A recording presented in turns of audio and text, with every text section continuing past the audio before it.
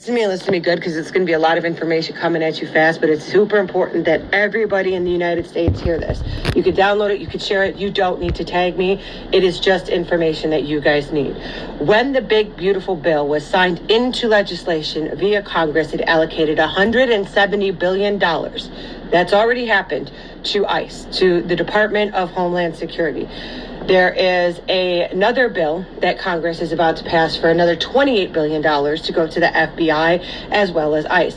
ICE now has the largest law enforcement budget. It is larger than all law enforcement agencies combined, okay? Why are they funneling them so much money? They are building their own private prison system. This is already underway. It is already being done. It is overseen by the FBI.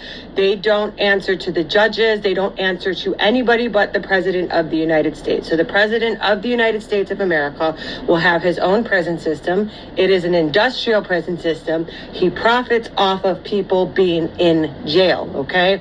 That's how the American prison system has always worked.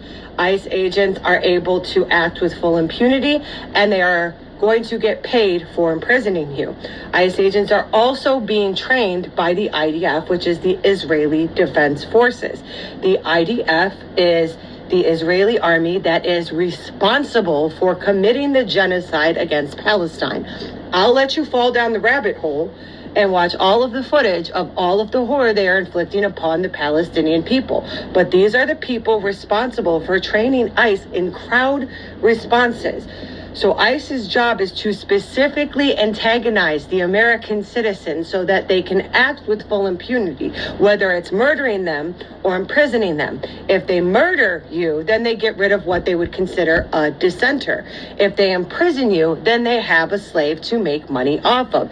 Either way, your interactions with ICE guarantee that the president makes more profit off of the citizens of the United States of America, and the most cruelest army we have seen in modern history is the one responsible for training ICE, but it doesn't stop there.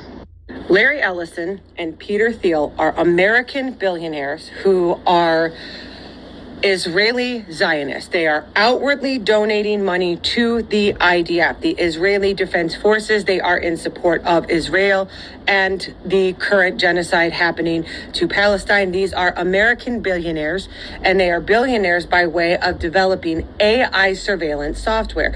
Currently, Israel and the IDF are using this AI surveillance software to help implement the genocide. It's also used in the United Kingdom for their digital ID, and ICE agents are already illegally using AI surveillance software provided to them by Israeli Zionists. All of this is intertwined. And if you're just new to this, Peter Thiel is also currently investing in offshore AI equipment that will mine minerals and gold in Greenland, anticipating the president is going to invade. So all of this is undoubtedly for the profit of the ruling billionaire class. What does that mean if you're a Trump supporter? It means this has fuck all to do with immigration. What does this mean if you're not a Trump supporter? It means that as an activist or even just a liberal, you are a dissenter, you are a target, and they very much have the surveillance software they need to determine who you are, where you live, and furthermore, target you. Now, I know a lot of you gung-ho Republicans are thinking, well, the army is going to come and save the American people. No, it's not. The Secretary of the Department of Defense is a man by the name of Steven Feinberg. Steven Feinberg is a Zionist. Steven Feinberg owns the second largest bank in Israel. Steven Feinberg owns an American company. He is a billionaire. It is called Capital Management.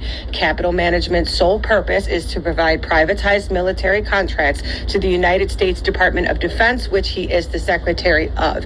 It's also massively important that we remind Americans they just failed their financial audit and can account for $506 billion of American taxpayer money that was budgeted to the Department of Defense. Why am I saying all of this? It's more likely that the Army would pair with the FBI, ICE, and IDF to further oppress citizens of the United States. They have made it very well known via Project 25 and Project 26 that they intend on getting rid of 100 million Americans. 100 million Americans is roughly 1/3 of the population in the United States of America. These people are now financed to commit a genocide, capable and willing to commit a genocide, and are operating with the backing, training, and also planning of people who are actively committing a genocide. There has never been a greater risk for the genocide of the citizens of the United States of America than there is at present. It does not matter what your political affiliation is. When AI surveillance kicks in, you will not have free speech. You will not have the constitutional right to peaceful assembly. You will not have the right to bear arms. You will not have freedom of press, and you will not have taxation with representation, because they are adamantly and vigorously funding a police authoritarian state while you don't have health care, while you don't have FEMA relief, while your children's Department of Education for the entire United States of a whole was defunded and funneled into the Department of Labor. They are intentionally letting you know that you and your children will be slaves if you are a Trump loyalist with none of your constitutional rights. And that is the best case scenario for those of you who have white skin in the United States of America. For the rest of everybody else, whether you're an activist, whether you're a Democrat, whether you're a minority, whether you're a woman, whether you're a migrant or an illegal migrant, you are a person of interest, and you are undoubtedly under attack, and the war they have declared is on you. I said it before yesterday, and I'm going to say it again today. The President of the United States of America has declared war on the citizens of the United States of America. Minneapolis is a very small example of what is to come for every city in the United States, especially now that they have the budgeting that they need, and they are already A, ramping up operations, B, ramping up recruitment, and C, building their privatized prison facility. You have two options right now. You either fight for your freedom or you leave. It is officially fight or flight time in the United States of America. Do with this information what you will, but first and foremost, I genuinely hope you spread it.